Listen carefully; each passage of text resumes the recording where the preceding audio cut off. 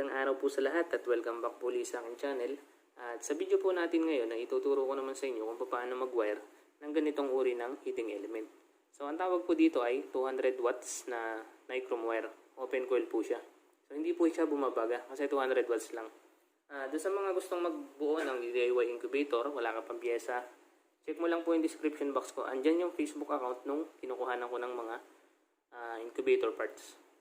At bago ko po simulan yung tutorial, ay shoutout nga po pala kay Sir JSM Quarantine Boy at kay Sir Sandro Kasayuran. Maraming salamat po sa inyong panonood at pagsubaybay sa aking channel. At sa lahat po ng viewers and subscribers, kung saan man umaabot yung aking video, ay maraming salamat po sa inyo, sa inyong pagsuporta at panonood sa aking mga tutorials. So ayan, balik na po tayo dun sa pag-wire. So natagalan bago ako mag-upload kasi inuna ko muna yung mga order sa akin. Matagal ko bago nasagot yung nagtatanong kung paano nga ba mag-wire ng ganitong uri ng heating element. So pasensya na po at natagalan. Pero iniagaw ko pa rin po kayo ng oras. Ginawa ko kayo ng tutorial. So ayan. Kung meron kang incubator na dati, tapos ang heating element mo ay bumbilya, walang pinagkaiba yung connection ng wire. Parehas na parehas lang po. Ang pinagkaiba lang niya, kung yung bumbilya merong socket bulb or yung bukilya kung tawagin, dito sa ating heater na ganito, kailangan mo ng ceramic insulator. So ito yon, itong puti na to. Ceramic insulator yan. So na-order ko lang yan sa Lazada or Shopee, meron po niyan. Type mo lang ceramic insulator. So ganun lang po ang pinagkaiba niyan, yung holder natin. Pero doon sa connection ng wire, pares na pares po yan. Kung marunong kang magkonekta ng maggawa ng connection ng sa ilaw, pares lang po yan. So ito na-stretch to. Hindi ko muna siya in-stretch kasi hindi ko pa naman to ilalagay sa incubator. Ayaw kong mabanat ng gusto yung ating heater muna.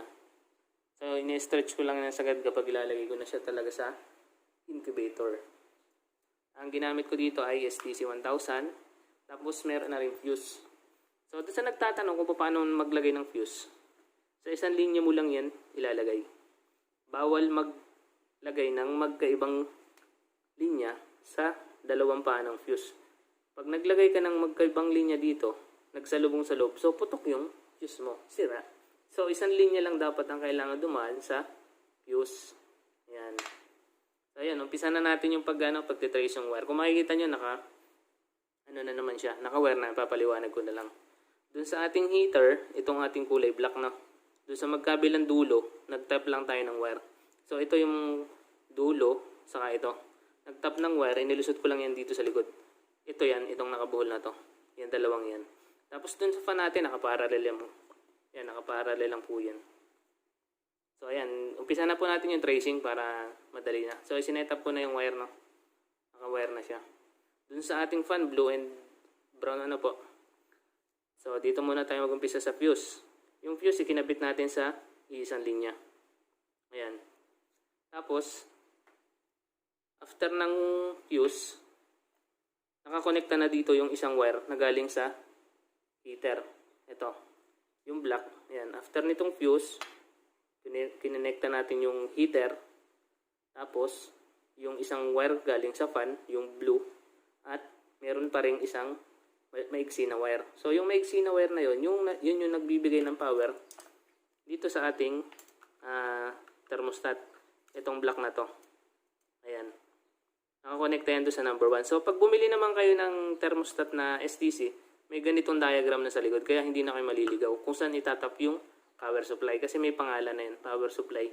110 to 220 volts AC. So, ayan o. Doon sa fuse. Ayan, after ng fuse natin, nakakonekta yung fan at saka yung heater. Isa galing heater.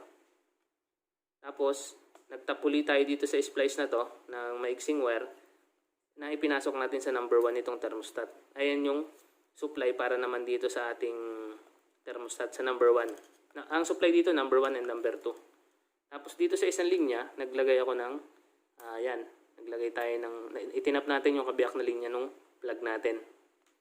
Tapos dito sa out, nakatap itong orange na to. Itong orange na to, ito yung pumasok naman sa number 2 nitong ating thermostat. So may power na yung ating thermostat. Tapos itong brown, ayun, ito yung sa fan. Magkakonekta sila dito sa out ng switch. Ayan, dito sa out ng switch kung makikita nyo. Ayan. Yung gitna, doon natin ipinasok yung linya. So ayan, nandun na tayo sa number 2, no? Nag-splice pa tayo doon ng red. Ayan, kung makikita nyo, orange and red. Itong orange galing dito sa ating switch. Tapos yung red, jumper siya. Jumper yan, papunta doon sa number 5. Na ito yung relay. Ito yung nagko-control sa on-off ng ating heater. Pag na-reach na niya yung temperature sa loob, ito yung mag-automatic na magpapatay kay heater. So, dun sa ating setup, ang ginagawa kong setup dito, pag patay si heater, dire-diretso pa rin si fan para mabilis ang magandang circulation ng init sa loob. So, ayan. Yung red nag-jumper, yung galing sa 2, nag-jumper tayo dito, pinasok natin sa number 5. Tapos dun sa number 6, ang itatap mo, yung isa pang natitirang linya na galing din sa heater, itong nasa taas na to. Ito yan. So, ayun, kompleto na. Ganun lang po kadali ang mag-wire ng STC1000. So, ayan. Itong pula na to, makikita nyo. Ito, sensor to eh. Yan, sensor. Alisin ko muna.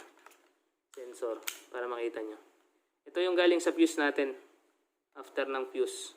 Itong number 1. Tapos, itong number 2, ito yung galing din sa switch naman. Ito yung main switch natin. Tapos nag-jumper dun sa number 5. Para mabigyan ng connection yung itong isang natin. Itong isang linya para sa heater. So ganun lang po kadali. Wala pong pinagkaibahan. Kung ang heater nyo ay bumbilya dati, tapos gusto nyo magpalit ng ganito. Kasi ang kagandahan sa ganito, hindi siya napupunti. Maputol man siya, pwede nyo pa siyang i-splice. So ayun. Ganun lang po kasimple ang mag-wire ng Nichrome wire. Ang kailangan nyo lang, ceramic holder, yung ganito. So, mura lang naman po ito sa Lazada. 5 pieces, parang ang kuha ko 89 pesos. Hindi pa kasama yung shipping fee. So, ayun guys, sana may natutunan ulit kayo. Isiningit ko lang po itong video na to kasi matagal na po ako hindi nga nakakapag-upload kasi sobrang busy. Ang dami pa pong orders. So, siningit ko lang po para doon sa nagtatanong. At sana nasagot ko po yung inyong katanungan. So, ayan, maraming salamat po ulit at ingat po tayong lahat.